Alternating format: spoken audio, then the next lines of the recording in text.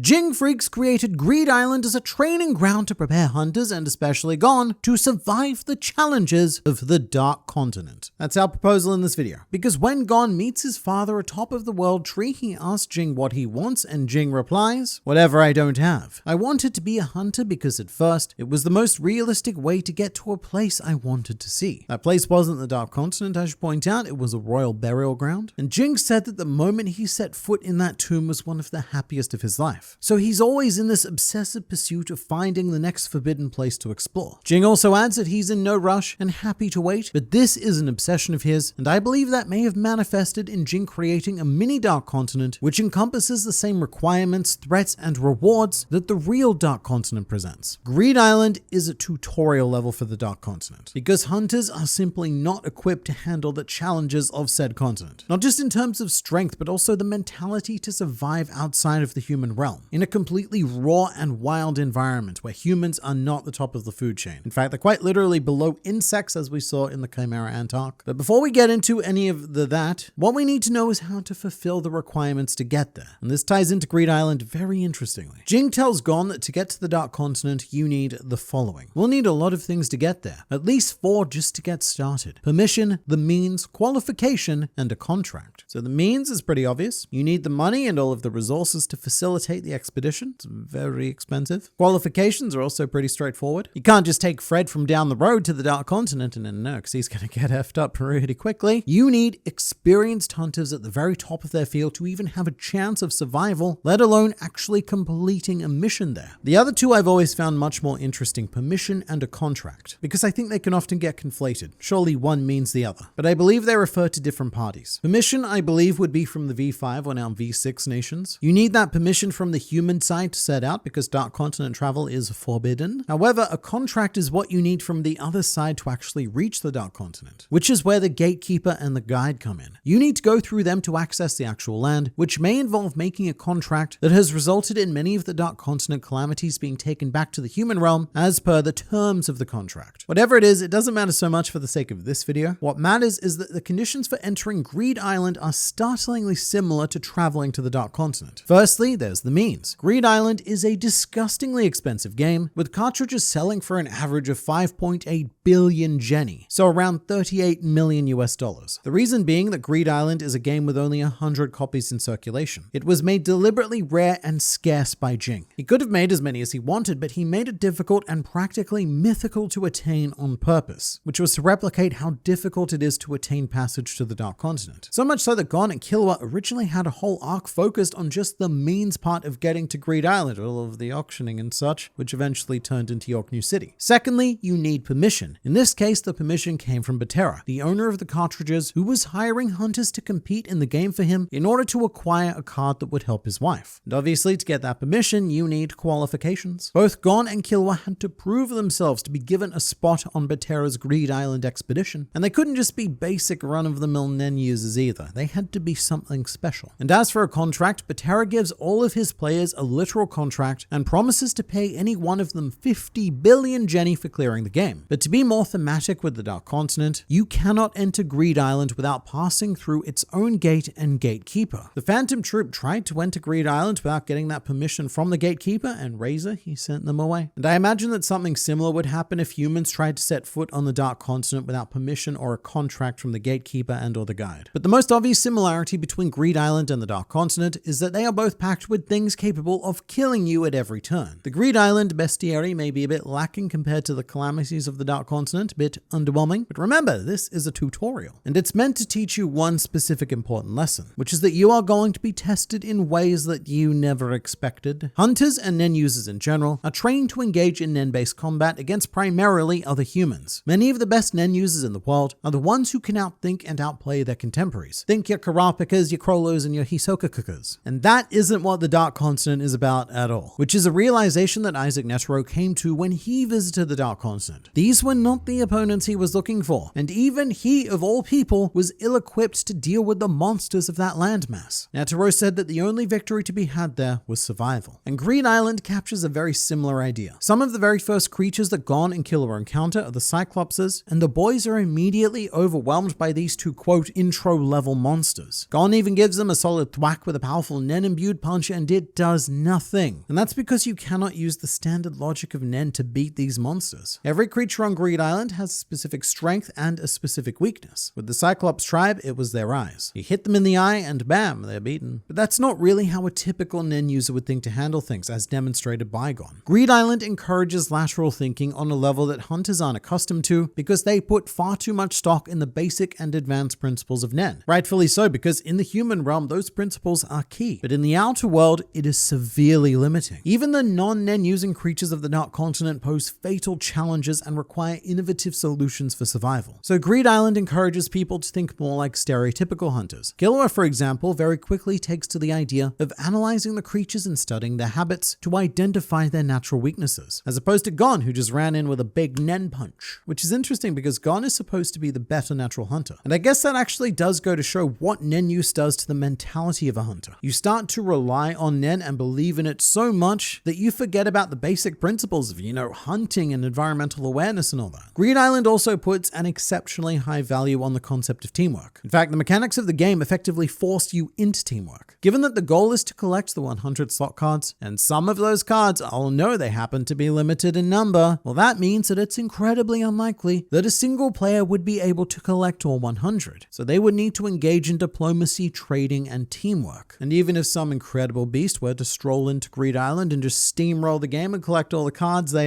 can't actually do that. Because in order to obtain Plotter Beach, you need to have a team of 15 people to activate the event that results in being given the card. The event in question being overcoming a wildly powerful Nen dodgeball player, which is like a very low stakes metaphor for the Dark Continent. Essentially, you cannot tackle it alone. You will fail. And to make even a bit of progress, you need to know how to work with a large group of people, because only with all of your skills combined can you get anywhere, which almost seems a bit off-brand for Jing, being a notorious loner and such. But despite that, he highly values teamwork, and one of his fondest memories was from the tomb I mentioned earlier. Jing was elated not just to set foot in the tomb, but to see the faces of the team that finally got in there, and Jing said that compared to the people, the information he got from the tomb was just a bonus. Greed Island was a game created for use by hunters, and I suspect that part of this is because the concept of teamwork is actually quite antithetical to the hunter profession. Yes, you do see duos and even small teams form here and there, but hunters really don't have much, if any, experience of what it's like to work together as a large collective. But Greed Island also exists to warn you of what happens in isolation and scarcity of resources. Because obviously not everyone on the island was happy to buddy up and join a team, and many of the Greed Island players sought to take advantage of this for their own personal gain, and even started killing their fellow players as opposed to making progress in the game. I know we're nowhere near getting there yet, but that is exactly what's going to happen on the Dark Continent as well. With people like Pariston Hill and Beyond Netero, you better believe that the continent itself will not be the only thing threatening us. So Greed Island is good preparation for the inevitabilities of humanity. But we should also address the reason why people travel to the Dark Continent in the first place, which is the hope of stumbling upon some revolutionary substance that they can return with. Like the naturally occurring nitro rice that allows humans to potentially live infinitely long lives with constant consumption, or herbs that can cure any disease, rocks that can casually generate a city's worth of electricity, etc. It's all magical stuff that would transform life as we know it, as are the prizes of Greed Island. The prize for completing Greed Island is to select 3 cards to take back into the human realm. And if you look at a lot of the cards, they very much embody that magical revolutionary spirit of the Dark Continent acquisitions. A very basic one would be the Pitcher of Eternal Water, a jar from which pure clean water continually flows. It has a daily limit, but so does the stuff on the Dark Continent, like the electricity generating rocks. But this thing would be life-changing. Whoever has a Pitcher of Eternal Water probably never has to pay for water again. But I want to emphasize that this is the most basic kind of Greed Island reward. This is the very bottom. You could also select the Gold Dust Girl, who can produce half a kilo of gold a day, or you could take something like the Golden Scales, which you can pose a 2-option choice, and it will objectively tell you which choice is better for your future. Or you could obtain an entirely new substance like Blue Planet, a blue unique jewel. Its composition doesn't correspond to any known mineral, so it was given this name to mean a gift from space. There's also a couple of what I would describe as warning cards, because obviously not everything on the Dark Continent is engineered to cause pain and suffering, at least not overtly. In fact, one of the calamities, Pap, provides its victims with endless pleasure at the cost of feeding on their life force and gradually shrinking them into these grotesque husks. Greed Island has similar things to be wary of, albeit on a lower scale, such as Imp's Wink, which states, "You will experience the most amazing ecstasy when she winks at you. She can appear multiple times. Be warned, it can get addictive." radioactive, or pearl locusts, a type of creature that contains a pearl in its abdomen. However, you need to be extremely careful because they can get out of hand very quickly and potentially become an unstoppable infestation. Or my personal favorite be careful card, Wild Luck Alexandrite, which says the owner will get to have once-in-a-lifetime experiences, though you cannot choose whether they're for better or for worse. So whether it's intentional or not, this game is very much training its players to be cautious of the world around them. Not just with all the creatures and stuff, but with the rewards as well. Everything needs to be carefully considered. And so Greed Island becomes a pretty perfect training ground to learn to survive on the Dark Continent. But this is the part of the video where we zoom out of the story, because I think that Jing creating Greed Island as a Dark Continent appreciation and training project is a very solid idea. It works well with what became Hunter x Hunter, but realistically, I doubt that's what Togashi planned it to be. To me, this is Togashi's love of gaming manifesting in similar ways on unrelated occasions. I think for an adventure-geared arc to excite Togashi, he needs to add in these elements: the monsters, the mechanics, and the magical rewards. So in many ways, the Dark Continent is a perfect spiritual sequel to Greed Island, bringing us a new adventure just on a much bigger and better scale. Togashi falls back on these game elements a lot in these sorts of arcs, because arguably his most natural and comfortable writing style is intricate character work. Like the Succession War at the moment is a masterpiece exploring an extremely complex web of character relationships in an enclosed setting, whereas the Dark Continent and Greed Island are very much the opposite. Those are big, wide open worlds with limitless potential, and so we fall back on what we know, which is adventure games. But I'm okay with that, because I think this is a very happy accident of consistency, because Greed Island and the Dark Continent are both directly connected to Jing Freaks, and I could absolutely see him creating Greed Island as an outlet to explore his Dark Continent obsession, as well as preparing Gon for his eventual journey, as at the time, Jing was planning for Gon to follow in his footsteps, which I imagine would include the Dark Continent.